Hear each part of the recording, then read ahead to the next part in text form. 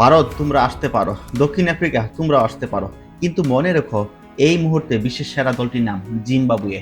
একজন সাধারণ ভক্তের এই কথাগুলো কি কেবল আবেগ, নাকি আসন্ন কোনো জ্বরের পূর্বাভাস? যে অস্ট্রেলিয়াকে বিদায় করে গ্রুপ চ্যাম্পিয়ন হয়ে সুপার এইটে পা রেখেছে জিম্বাবুয়ে, এখন তাদের সামনে শুধু ভারত, উইন্ডিজ আর দক্ষিণ আফ্রিকার মতো দানবীয় সব প্রতিপক্ষ।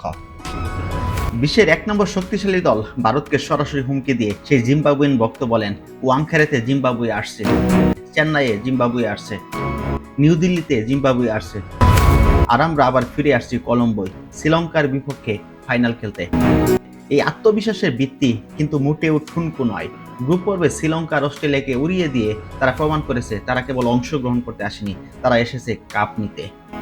জিম্বাবুয়ের এই জায়ান্ট কিলার ইমেজ এখন পুরো ক্রিকেট বিশ্বের আলোচনার কেন্দ্রবিন্দুতে। অনেকে জিম্বাবুয়েকে আন্ডারডগ হিসেবে দেখলেও মাঠের লড়াই বলছে অন্য কথা। শ্রীলঙ্কার মাটিতে ১৭৯ রানে বিশাল লক্ষ্য তাড়া করে ৬ উইকেটের জয় এটি কোনো সাধারণ ঘটনা নয়। এই জয় ভারতকে একটি পরিষ্কার বার্তা দিয়েছে, তারা যেমন পেস বোলিং খেলতে স্বাচ্ছন্দ্য বোধ করে, ঠিক তেমনি উপমহাদেশের স্পিন কন্ডিশনেও তারা সমান শক্তিশালী। রায়ান ব্র্যানেট, মারুমানি, রায়ান বালের মতো ব্যাটাররা এখন যে কোনো বোলিং অ্যাটাককে তছনছ করে দেওয়ার সক্ষমতা রাখেন। জিম্বাবুয়ে এই পুনরুদ্ধানের প্রধান কারিগর সিকান্দার রাজা স্বয়ং। আইপিএল থেকে শুরু করে পিএসএল, বিশ্বের সব নামি দামি ফ্র্যাঞ্চাইজি লিগ মাতানো এই অলরাউন্ডার জানেন কিভাবে বড় মঞ্চে চাপ সামলাতে হয়। রাজা স্পষ্ট জানিয়ে দিয়েছেন, আমরা ম্যাচ বাই ম্যাচ এগোচ্ছি, নিজেদের সেরাটা দিলে আমরা যে কোনো দিন যে কোনো দলকে হারাতে পারি।